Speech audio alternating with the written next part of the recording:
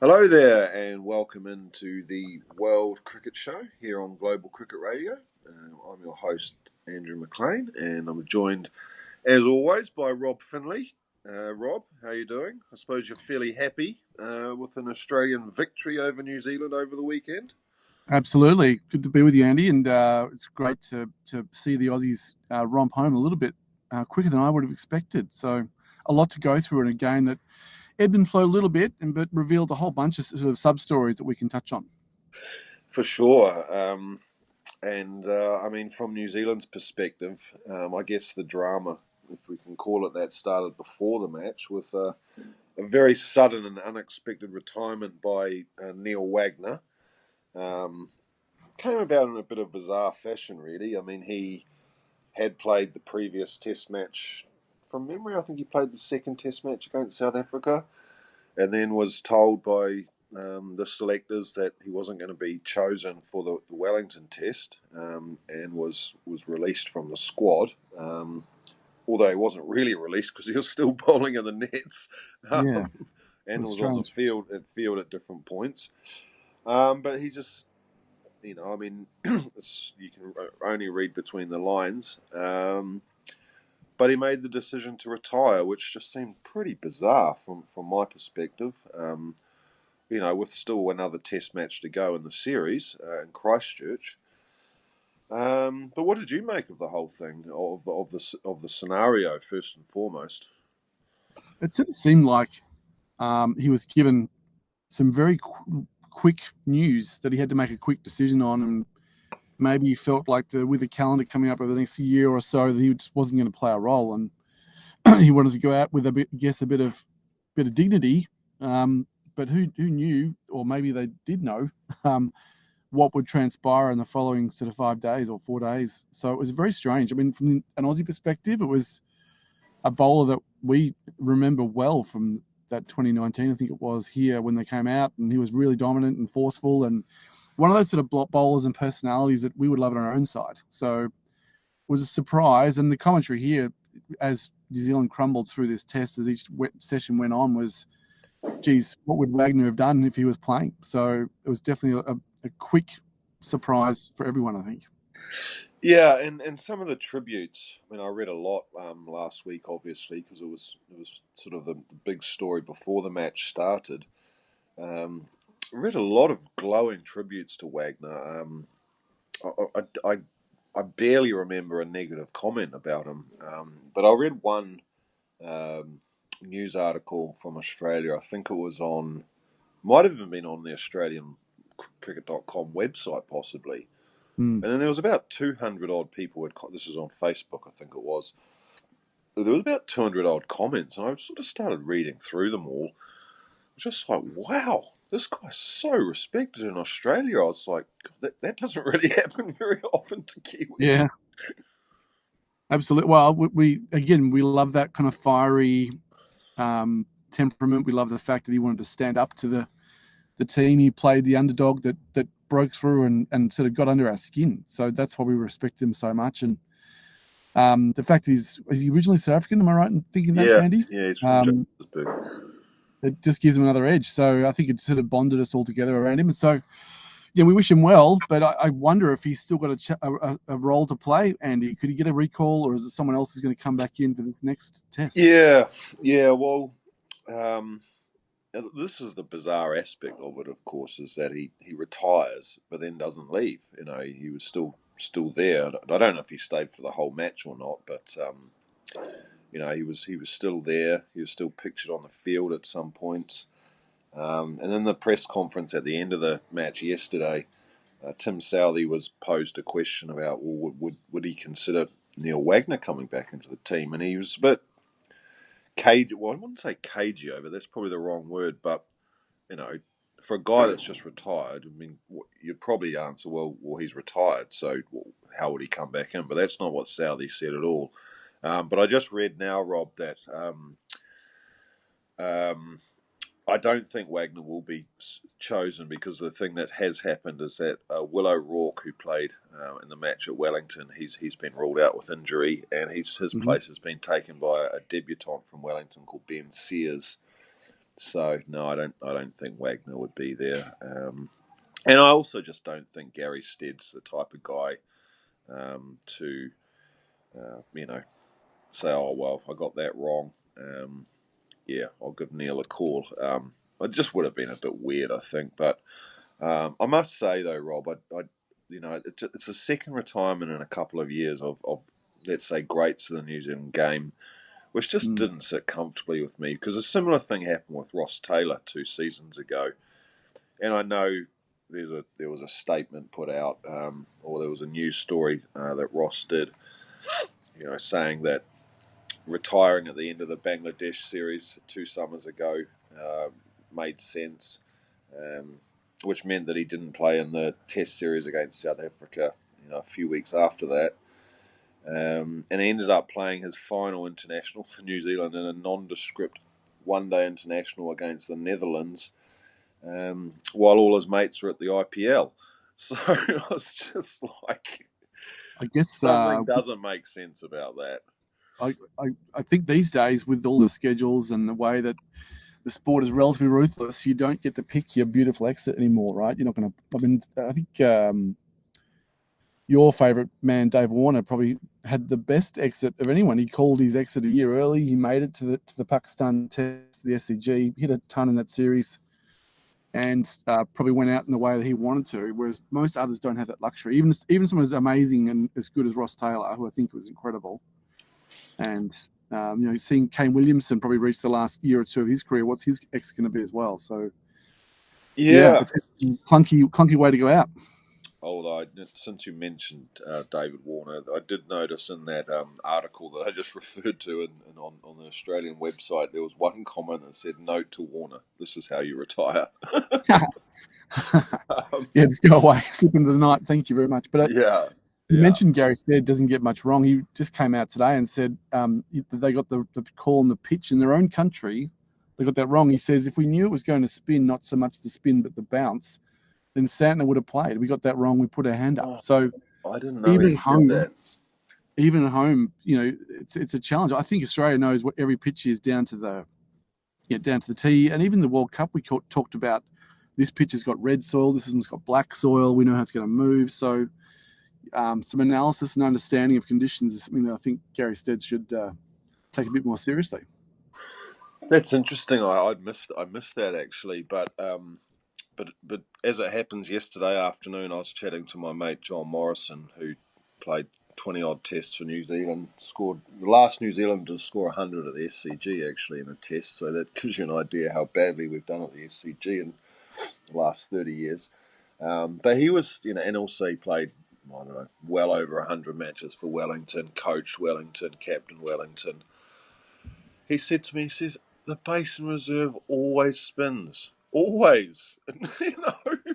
So it's bizarre. I mean, so that's on the one hand, but the other thing is that New Zealand sort of has a small problem, that, if you can call it that, is that they've got Rachin Ravindra, who's a good left arm spin bowler, and then Glenn Phillips, as he showed in this match, he can also bowl spin. So in the backs of their minds are probably thinking, oh, do we really need to pick let's say a frontline spinner or a specialist spinner?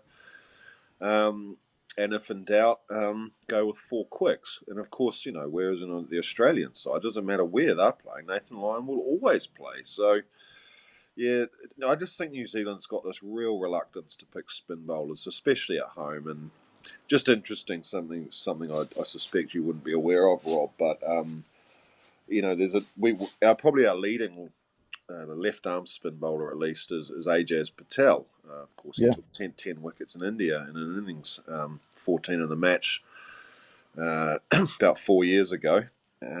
He took 7 for 78 for Northern Districts, for Central Districts against Northern Districts during this weekend. But yeah, no signs for a test recall for him. But let's look at this match. Where I'd like to start off with is, with the Australian first innings, of course, a sublime 174 not out by Cameron Green, and it actually matched a score that Jeremy Coney got in 1985 at at the Basin Reserve. I was there then. That was against Australia as well, actually. Yep. And Cameron Green's knock was, the difference, but basically it won them the match pretty much. Australia, that is. But what do you make of Cameron Green as a player? I mean, I know it's easy to talk about someone that's just scored 174, but it wasn't that long ago where he was a borderline selection at number 6. To get a knock like that at number 4, it's kind of incredible. But do you think he's going to become more of a batsman because with this move to number 4 and less a bowler? I think so. I mean, if you look at some of the history of Sheffield Shield for him, he's played number 4 quite often. I guess the mindset between number 4 and say number 6 is at number 4 you're still, with the premier batsman around you, you're still expected to sit there and produce a long innings. Maybe at number 6 you're batting with not just number 5 or 4 above you, but 7, 8, 9 below you, and you've got to play a different role, and that usually means you've got to start to invent new shots and create the runs and be the leader alongside a tail ender. And we saw all of those things at once with Cam Green in this innings, right? He had to play alongside some top-end players, but then he had this incredible partnership with Josh Hazlewood down the bottom. So he's become a bit of a chameleon in a way. I'm sure he'd love to settle down number 4 and stay there, and I think we'd all like to see it as well. And Steve Smith moved from that position to help him get into the side. So I think you saw in the first innings really his true self. If you look at the highlights on YouTube, for example, of Cam Green at Shield cricket, they are absolutely vicious and dominant. And I think that's the game he loves to play, which is what he did at the back half of his innings, was really go after it because he kind of had to, but also that's his natural game after this tentative first year or two, in the last 2 years at least, of his test career. So he looks more natural, he looks more settled, he looks like he's going to be a fixture for a while there, like Rachin Ravindra does as well. And it's exciting when all the other batsmen around them are probably not in great form. I mean, the math says that Cameron Green's innings was the difference in the game, but the fact that he had that really long partnership with Hazlewood and Mitch Marsh hit 40 as well, and that must have somewhat broken the spirit a little bit of the Kiwis to say, we can't finish this guys off. And they got an extra 80 runs on the second day, I think, when they probably shouldn't have got them. So that was pretty amazing to see. I'm not sure what you thought about him and what he looks like versus a Ravindra, and those two guys playing each other, hopefully with more tests or more games. Exciting for the future. Yeah, it's definitely exciting for as you say, just with generational change. And you talk about Kane Williamson maybe not having that many more years left, to have Ravindra come in at age 24. And I've also got no doubt, by the way, that Glenn Phillips will move up the order over time. He's batting number 7 at the moment. He probably should be batting 6 because Tom Blundell's form hasn't been that great this summer. But I can imagine him moving up the order. I guess Mitchell might not be that far behind Williamson when he eventually gives it up. But, you could imagine Ravindra moving up to 3, Mitchell up to 4, Phillips up to 5, something like that. So it's looking good for New Zealand as well. But I just want to ask you something about that second day, Rob, or the second morning. And it went on to after lunch, actually, that partnership with Hazlewood. Breaking New Zealand's hearts again, a bit like Glenn McGrath and Jason Gillespie did at Brisbane when I was there in 2004, although I think that was more of them just whacking it around and having fun, whereas this was much more Hazlewood providing the support to Cameron Green. But just New Zealand's bowling tactics, because I remember last summer against England on that last day, and New Zealand ended up winning by 1 run. But Ben Foakes was batting with the tail, and we just had all our guys on the boundary, and we just kept bowling short stuff to him, and he just kept putting us away, Not on every ball, and in this case, I think Green hit 5 sixes over mid-wicket, basically, or over the leg side boundary. Just the tactics to bowl short to him, it just seemed bizarre. What was your read of that situation?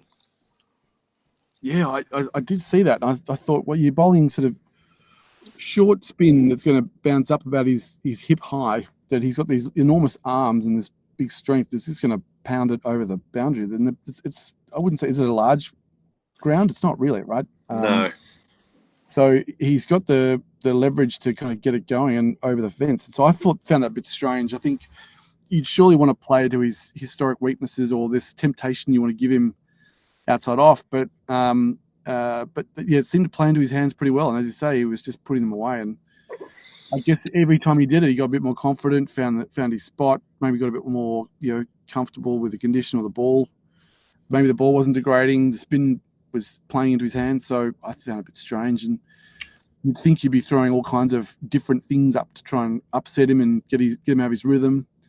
Pitch it short, bowl it a bit further back, aim for vary your length a bit more. But that didn't seem to happen. Yeah. Oh, well, let's just looking at that New Zealand first innings,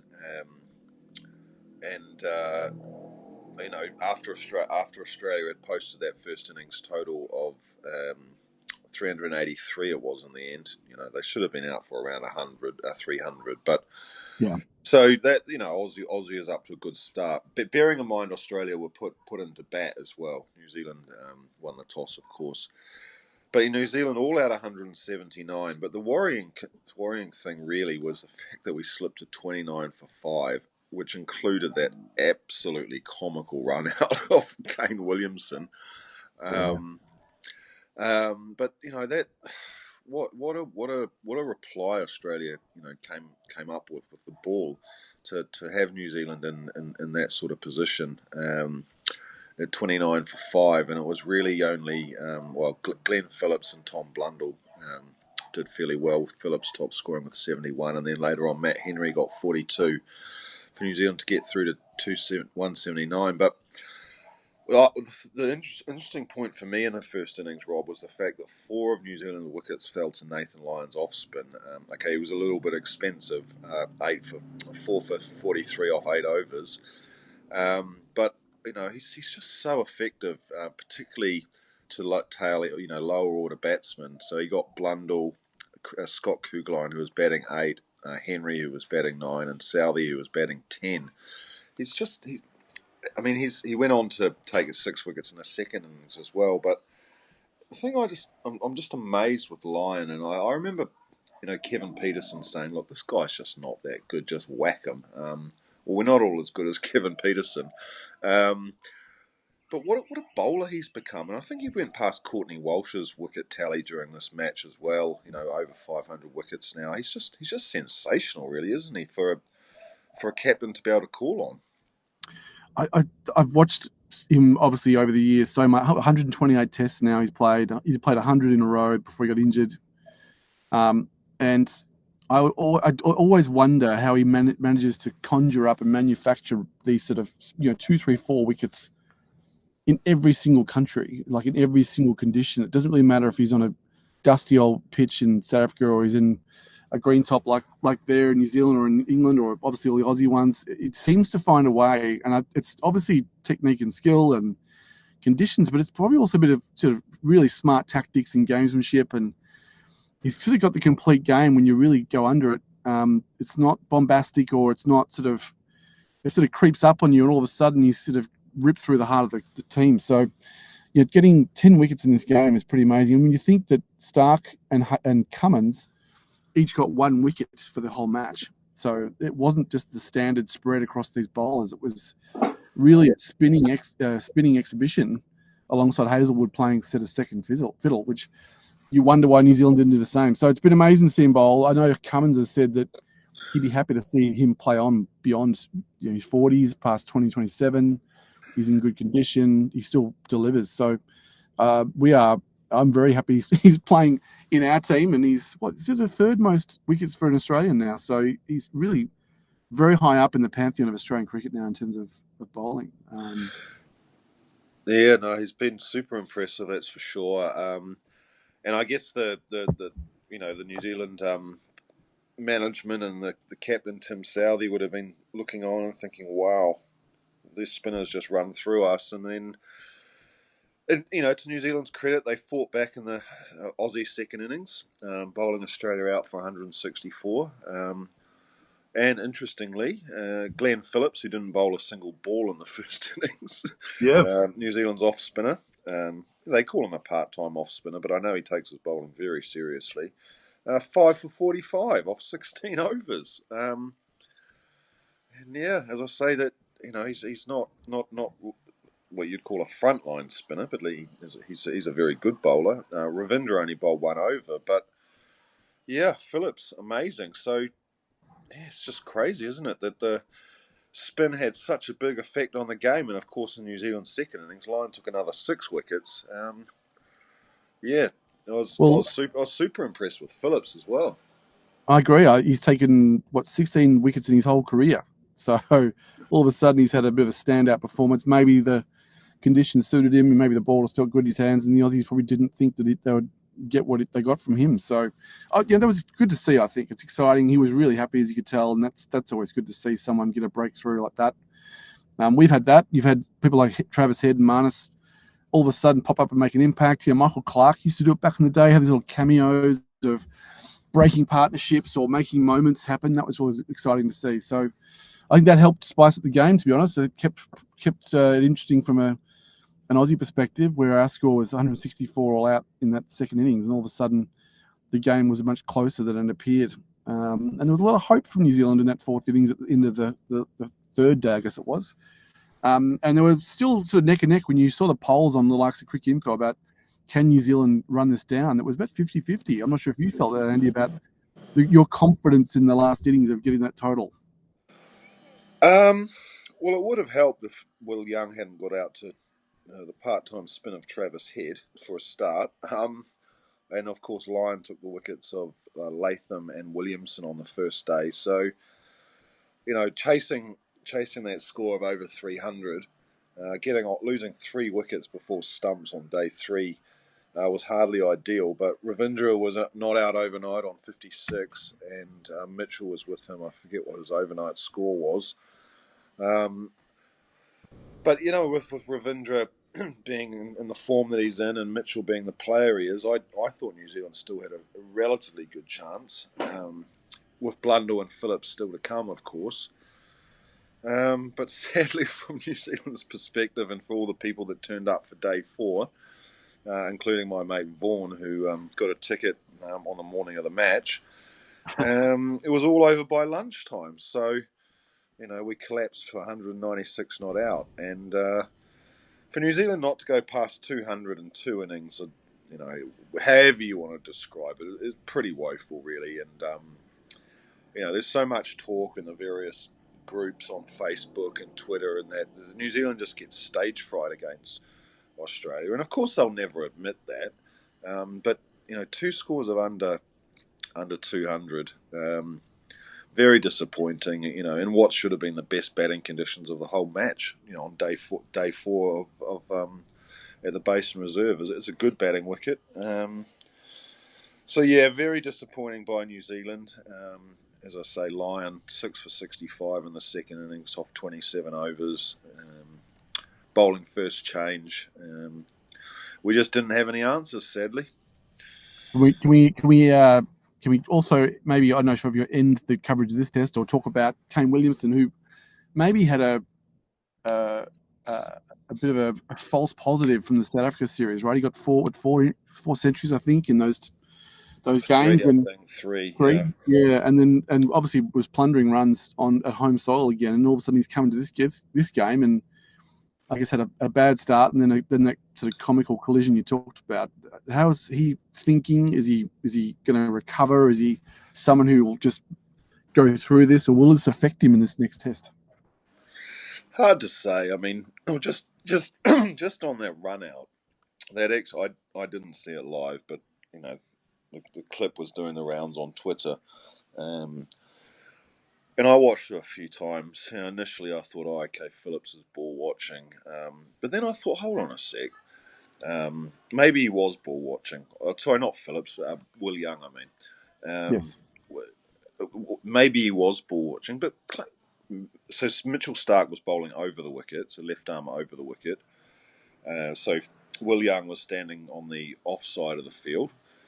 Williamson, I watched this a few times. Williamson had a clear view of what was in front of him. First of all, there was Starc in front of him, plus there was Will Young in front of him, yet he still ran down the offside of the wicket.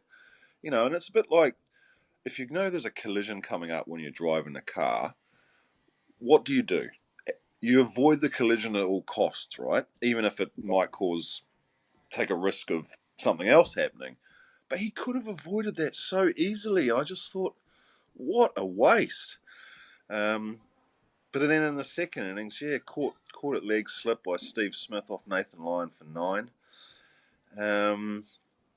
But yeah, I think you're talking about not just Williamson, but overall the difference in quality of attack. I mean, it's widely known that the South African side that played in those two matches in February was nowhere near their top lineup, and there's a lot of talk about Williamson online being a minnow basher, but the reality is his record against Australia and England and India is nowhere near as good as his record against all the other sides. I think he averages like 38 or something against those sides.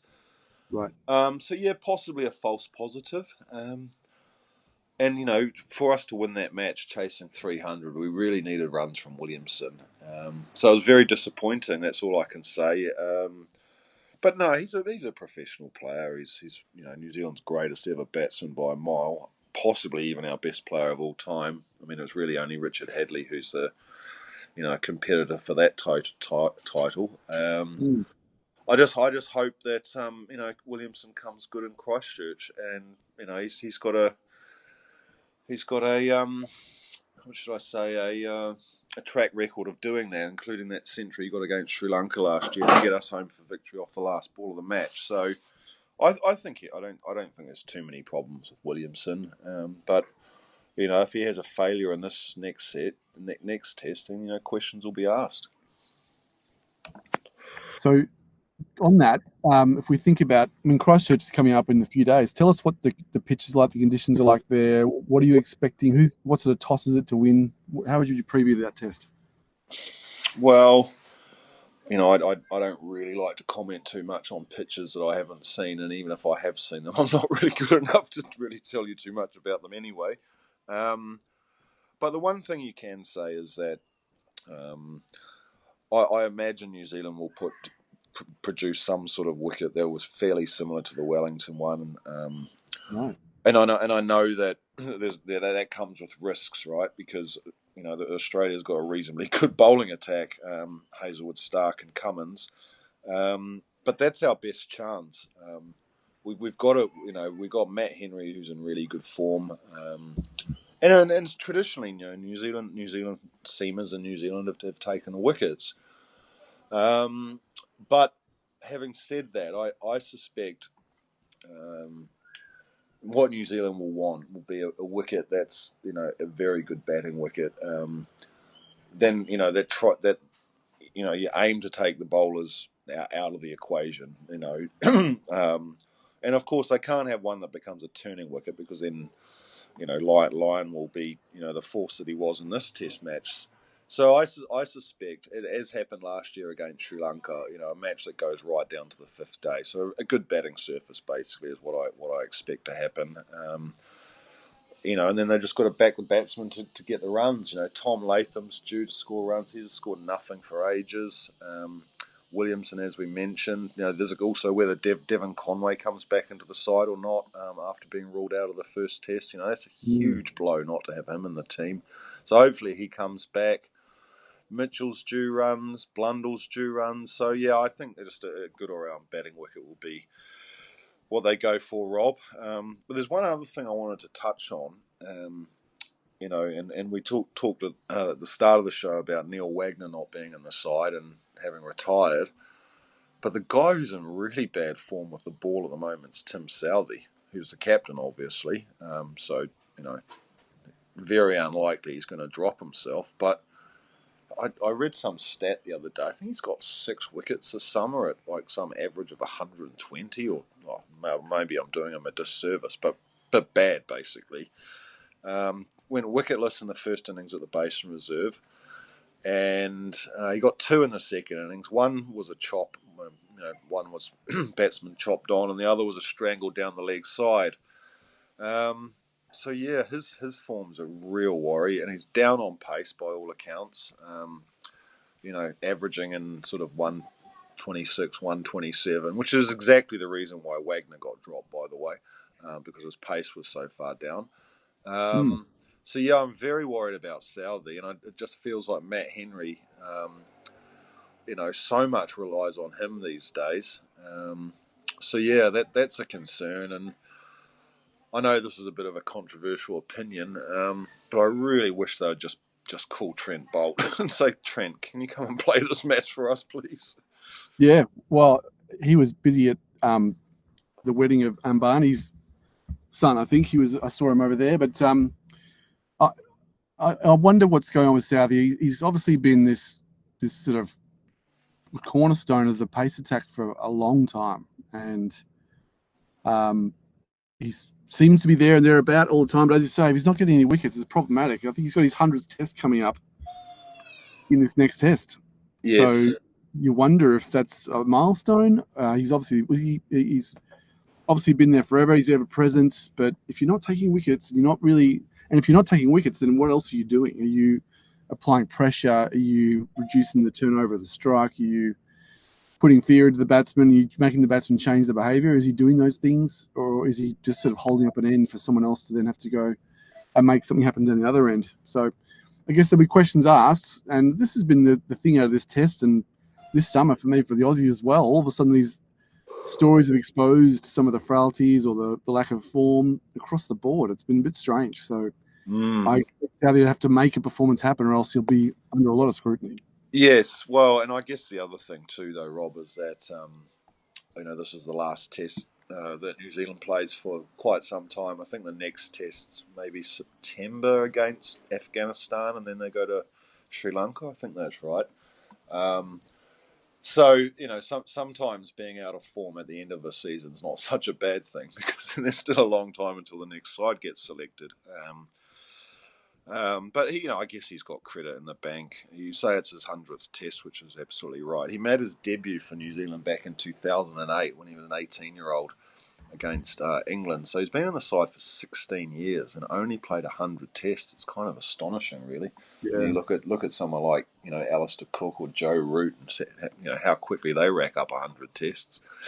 But yeah, his form's definitely a worry. His captaincy is a bit of a worry too, to be honest. I mean, like I say, that those tactics against Cam Green on that second morning was so reminiscent of what they did against Ben Foakes last year and almost lost. I know it was a great finish in the end, but so I'm a bit concerned about that as well. But Ben Sears has been called into the squad. I've never seen him play. He's from Wellington. By all accounts, he's quite quick, so I suspect he'll get a go. Probably at the expense of Kugelheim, I'm guessing, because I've got no doubt they're going to bring a spinner in for this next match.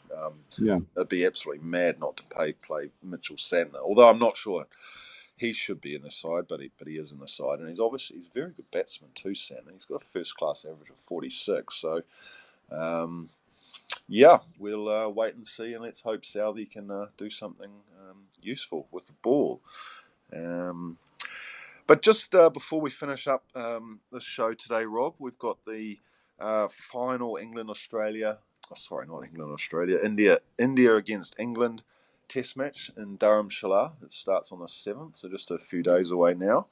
I read the other day that the temperature during the day has been like 5 degrees or something, which, may be a little bit unseasonal given that it's March in Dharamshala now. But I've been there actually a number of years ago. It's fairly high up. I went in April and it was very lovely in April. But it sounds like those conditions could suit England better than India. I think so. I saw some photographs and some footage from someone where it was pouring as rain. It was very cold. And, it may transpire that it won't be the dry, harsh conditions that India obviously used to and England have to adapt to. So I'm not sure it'll start turning like Lords, but maybe it'll start swinging around like Lords, like it does at Lords. But I wonder if it'll just give England a sniff. It might affect. I'm not sure it'll affect the selection per se, but certainly the tactics will be interesting to see, and maybe the way they manage the bowlers through the game. But it's going to be exciting. I think it's imagine England coming away with a 3-2 series loss as opposed to a 4-1, how different that would feel for them. They would feel like they're sort of vindicated some of their decisions, the way they play. Mate, if that happens, Michael Vaughan is going to go absolutely mad. Did you read that quote from him the other day? He said No. England's been the better team throughout the series. That's what he said. I could not believe. I mean, unless someone was just, was a wind up. But just truly bizarre. And yeah, if England come out of this at 3-2, well, we know what all the Aussies will say. Oh, they had a moral victory, obviously. Yes. Yes.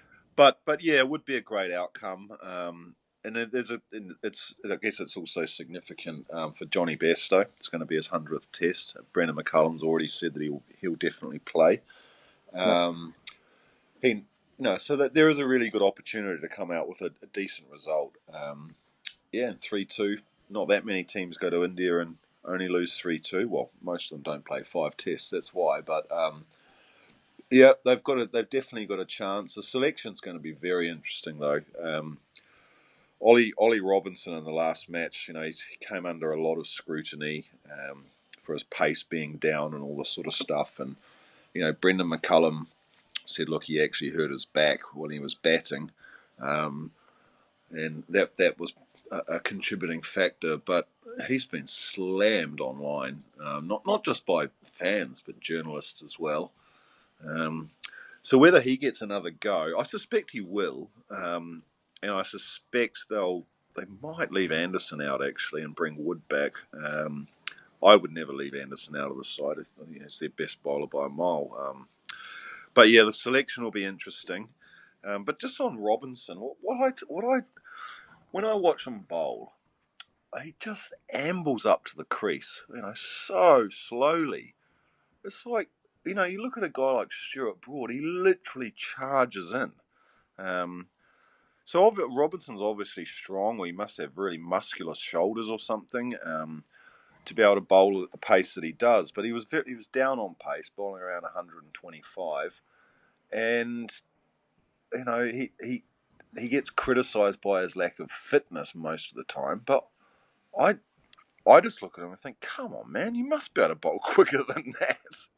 Well, I just wonder if he's just that sort of prone to injury kind of guy, and he has to manage his load a bit. He comes in and out of the team. I think he's been doing that for a while, right? My memory of him playing against Australia is he wouldn't play in all the tests. I'd usually just change him around anyway, but he certainly seems the sort of bowler who could get a lot more out of himself than he does. And he seems to, I don't know, be a bit casual about the whole thing. Even when he's batting, he's a little bit sort of casual, and obviously these comments in the media, and he's happy to play a bit more of a laconic character as opposed to someone intense, like I guess Joe Root or others. But maybe, let's see, is he a wild card, or does he need to be that stalwart who, again, holds down an end and actually starts to play a responsible role? I'm not sure he can do both those things at once. Yeah, well, I mean, he has been in and out of the team for a while. His first summer, which was about 2019, I think, or maybe 2020. Prior to that last Ashes tour, he was great, and his Test record's still sensational. He's taking his wickets at 22, so he's not a bad bowler. But yeah, he might be one of those guys that needs a run in the side for an extended period of time, and maybe a bit like Chris Woakes, maybe away conditions just don't suit him. But yeah, he just does come across as a bit of a, I don't know, an oddball, let's call it that. And he got criticised for exactly the reason that you said. He's just way too casual in the field. Then he drops a crucial catch. So maybe he's just a bit of a target, and not helped by some of the things he says in the media as well. So I'm probably with you on that one. But yeah, so we've got that to look forward to. One more Test match. And then, of course, we're pretty much into the IPL season coming up soon. So I guess for yours and my perspectives, Rob, being a Kiwi and an Aussie, here on the World Cricket Show, we've been able to talk about our own teams. But we're going to be talking about something else in future episodes. So anyway, that's all we've got time for today here on the World Cricket Show on Global Cricket Radio. We'll catch you the same time. In fact, no, we won't catch you the same time next week. And there's a reason why. I live in Bali, and I don't know if you know this, Rob, but they call it Nyepi, which means silent day. The whole island closes. No flights Nice. in and out. You can't go out of your house. No internet. So we won't be having a show this time next week. We'll have it on another day at another time.